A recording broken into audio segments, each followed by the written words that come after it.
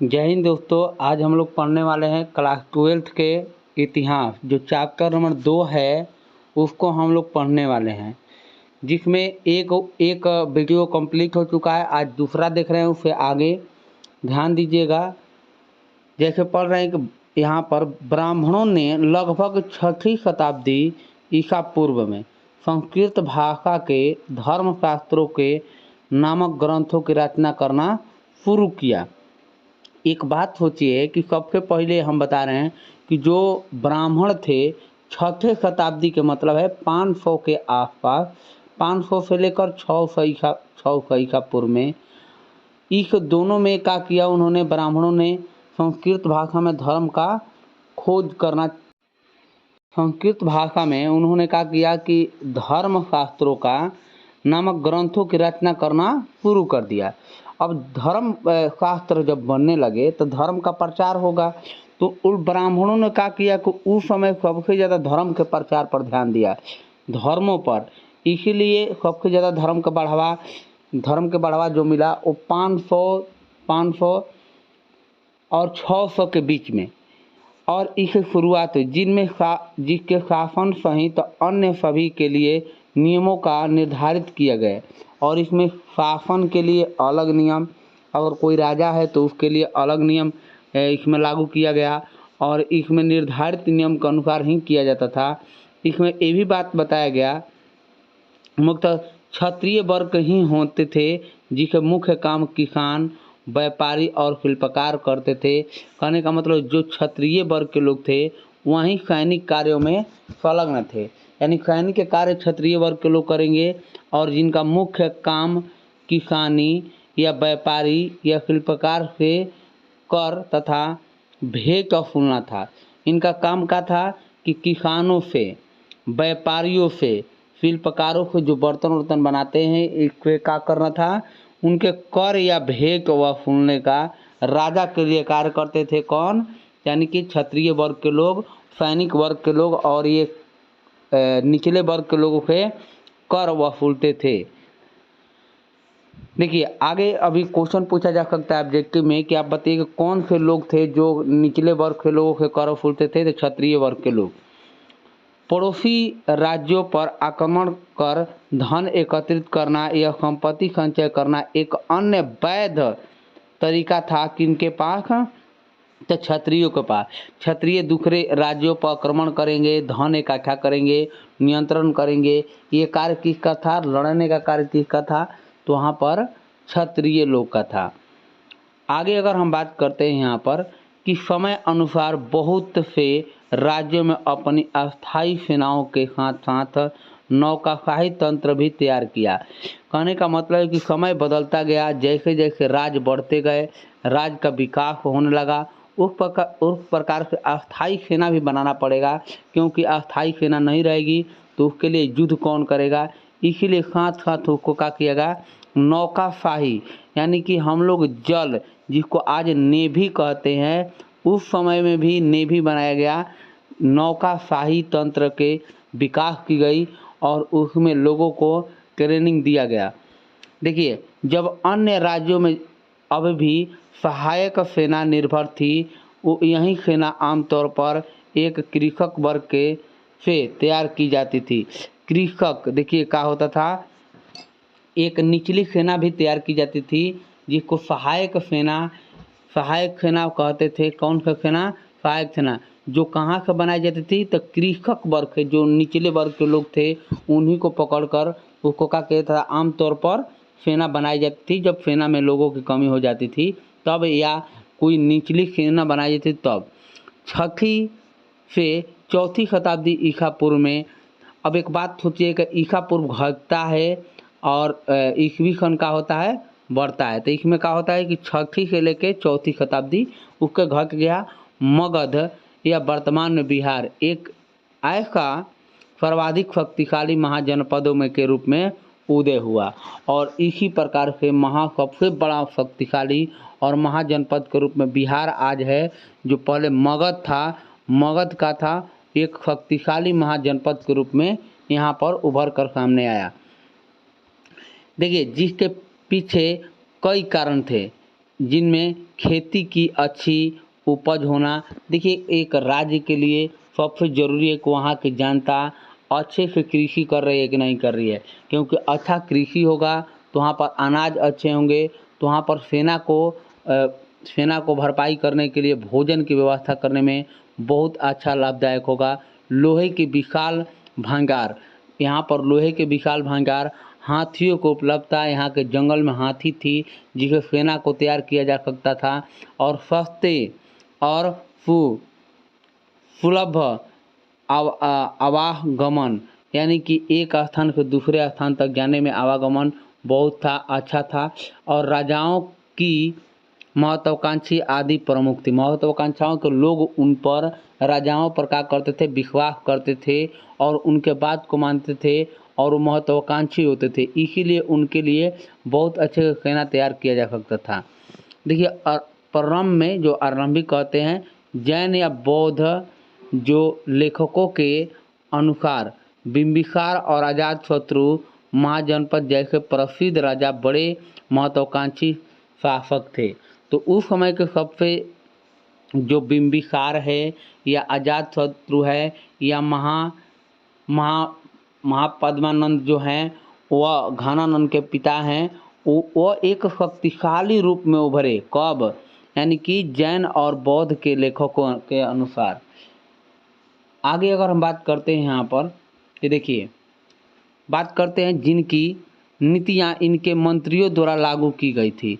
तो सबसे शक्तिशाली उस समय के अजातशत्रु, बिंबिसार और महापद्मानंद, ये बहुत शक्तिशाली, और ये मंत्रियों द्वारा कानून वहाँ पर क्या किया जाता था, लागू किया जाता था, और उन्हीं के द्वारा जो भी कानून का प्रक्रिया था वो लगाया जाता था लोगों पर। देखिए आगे कहते हैं कि राजगाह वर्तमान में बिहार के राजगीर के प्रकृति का नाम, जिनका शाब्दिक अर्थ राजाओं का घर, राजाओं के घर का मतलब है राजगाह, जिसको आज हम लोग राजगीर कहते हैं। यानी कि राजगीर यानी कि राजाओं के घर। बात की समझिए, राजाओं के घर, यानी अभी पूछा जाए कि राजगाह का अशाब्दिक अर्थ क्या होगा, तो राजाओं का घर कहते हैं। देखिए आगे, मगध की प्रारंभिक राजधानी कहाँ थी? राजगीर थी। कहाँ थी? राजगीर, जो पहाड़ियों के बीच में बसाई गई किलाबंदी और शहर था। इसके बाद चौथी शताब्दी में कहाँ पर लाई गई? पाटलिपुत्र। अभी पूछा जा सकता है, बताइए कि जो मगध की प्रारंभिक राजधानी कहाँ थी? तो राजगीर। बाद में कहाँ लाया गया? यानी कि चौथी शताब्दी में कहाँ लाया गया? तो पाटलिपुत्र। यहाँ का ऑब्जेक्टिव क्वेश्चन बनता है, और ऑब्जेक्टिव ध्यान रखेंगे कि सबसे पहले राजगीर में थी और जिसको राजगीर ही कहते हैं, और उसके बाद कहाँ लाया गया? पाटलिपुत्रा। पाटलिपुत्रा आज वर्तमान में क्या है? पटना के नाम से विख्यात है।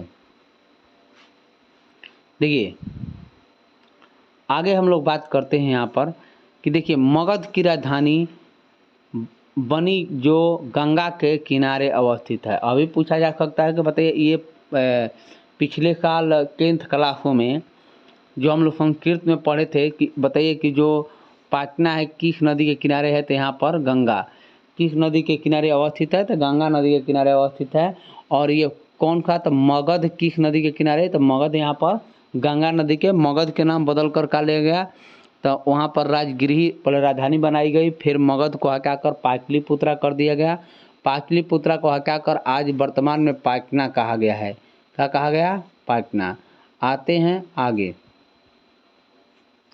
लगभग 321 ईसा पूर्व में चंद्रगुप्त मौर्य ने मौर्य वंश की स्थापना की। अभी आ जाता है, सबसे महत्वपूर्ण क्वेश्चन यहाँ पर मिला और पिछले साल पूछा भी गया है कि मौर्य वंश के संस्थापक कौन है? तो चंद्रगुप्त मौर्य। इन्होंने लगभग में 321 ईस्वी में इनकी का की स्थापना की, जिसका गुरु जो हैं चाणक्य को विष्णुगुप्त, कौटिल्य, और यहाँ पर नाम जानते हैं जो अर्थशास्त्र के लेखक हैं, जिसका राज्य पश्चिमी और उत्तर में अफगानिस्तान एवं बलूचिस्तान तक फैला हुआ था। बहुत देखिए, अखंड भारत का निर्माण चंद्रगुप्त मौर्य ने किया अफगानिस्तान से लेकर बलूचिस्तान पश्चिमी अमोतर तक इसका राज फैला हुआ था। बहुत बड़ा क्षेत्र होता है और अखंड भारत के नाम से जाना जाएगा।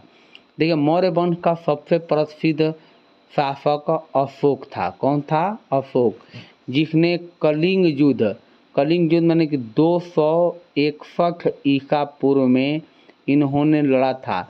कलिंग युद्ध कब लड़ाई हुआ था? यानी कि कलिंग जो है, आज के उड़ीसा जो है उसको हम क्या कहते थे? कलिंग कहते थे। उड़ीसा, जो उड़ीसा राज्य है, उड़ीसा, उसको पहले क्या कहते थे? कलिंग के नाम से जाने थे। तो कलिंग युद्ध कौन लड़ा था? तो अशोक।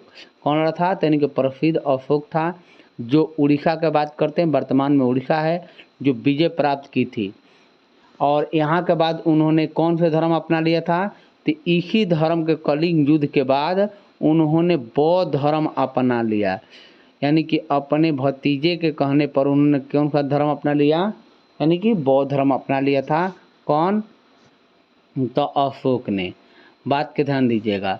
इतिहासकार ने पुरातात्विक साक्ष्य के या मूर्तिकला के सहित विभिन्न प्रकार की स्रोतों का उपयोग कर मौर्य साम्राज्य की इतिहास की रचना की है।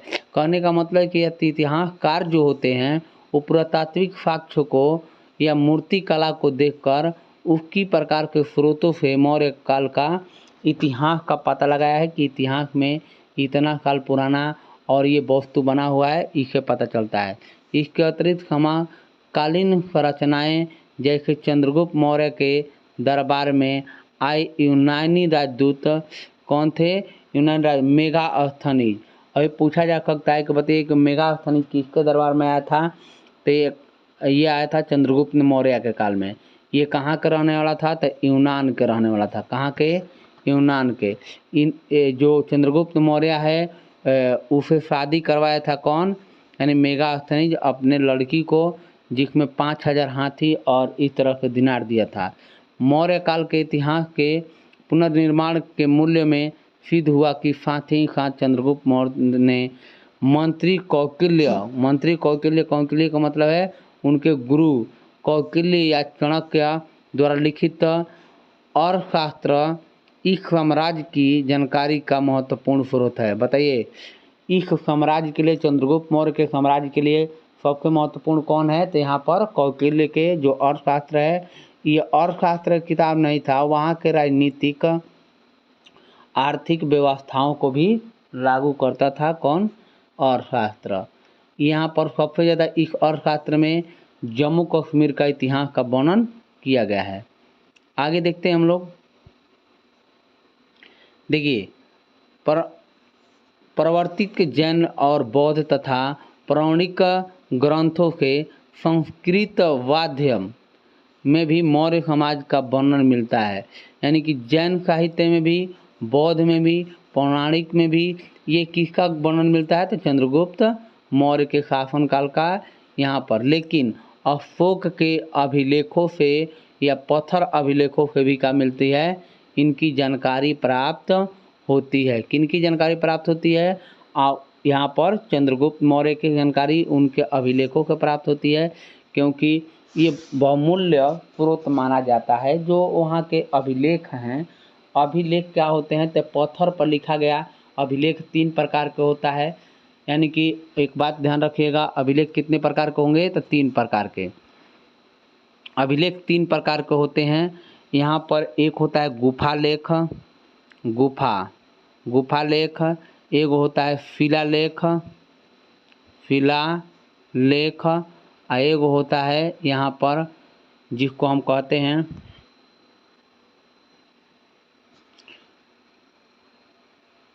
एगो लघु लेख होता है। इसमें 3 गो होता है, ठीक है। तो यहाँ पर 3 गो है शिलालेख, अरमाइक लिपि में, ये अरमाइक लिपि में लिखी गई थी, और इस लेखों को अलग अलग नाम से जाने जाते हैं। तो यहाँ पर आगे चल कर हम लोग पढ़ेंगे। यहाँ पर अशोक प्रथम शासक था जिसने अपनी अधिकारी एवं प्रजा के लिए संदेह पत्थर पर एक पालिजिक किए हुए स्तंभ पर लिखवाया। कहने का मतलब कि अपने प्रजा के बारे में, अपने बारे में इन्होंने क्या किया कि उसको लिखवाया था किसको, यानी कि एक शिला पर, शिला का मतलब शिलालेख। यहाँ पर अभिलेख का प्रकृति कौन सी भाषा थी, तो प्राकृतिक भाषा थी। मतलब अभिलेख की कौन सी भाषा, जो ब्राह्मी लिपि में लिखी गई थी, यानी कौन सी लिपि में लिखी गई थी, तो ब्राह्मी लिपि में। आप ध्यान रखिएगा, तो यहाँ पर प्राकृतिक भाषा थी, लेकिन लिपि कौन सी थी, तो ब्राह्मी लिपि। वह पश्चिमी उत्तर में यमोत्तर से मिले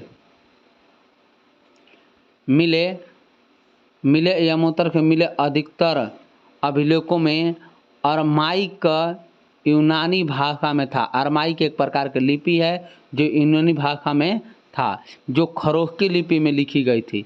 एक बात ध्यान रखिए कि 3 गो लिपि में वहाँ पर प्राप्त होती है मौर्य काल में। सबसे पहले ब्राह्मी लिपि, अरमाइक लिपि, फिर उसके बाद खरोष्ठी लिपि होती है। यानी तीनों लिपियों का प्रयोग किया गया है किसमें, अशोक के अभिलेखों को लिखने के लिए। अलग अलग स्थानों पर, जिस स्थानों पर जो भाषाएं बोली जाती थी, उस भाषाएं के अनुसार वहाँ पर काम वो लोग राजा लिखता था। अशोक ने अपनी अभिलेखों के माध्यम से धर्म यानी प्रचार का, धर्म का मतलब धर्म के प्रचार का माना, और इस प्रकार किया कि उसने अतिरिक्त धर्म के प्रचार हुआ, और इसमें सबसे ज़्यादा उन्होंने धर्म के प्रचार पर उन्होंने बिताया है। बात की समझिए। आगे देखते हैं कि इन्होंने कहा कि महामात्य नामक विशेष अधिकारियों ने जिसको नियुक्ति की। महामात्य का होता है जो धर्म के प्रचार करते हैं, जो शिला को गड़वाते हैं, शिला के प्रचार करवाते हैं, उसको क्या कहते हैं, महामात्य कहते हैं। महामात्य का होता है कि धर्म को प्रचार करने वाला, धर्म को प्रचार करने वाला को महामात्य कहते हैं। आज इतना ही रहेगा, आगे इसमें हम लोग देखते हैं कल इससे आगे।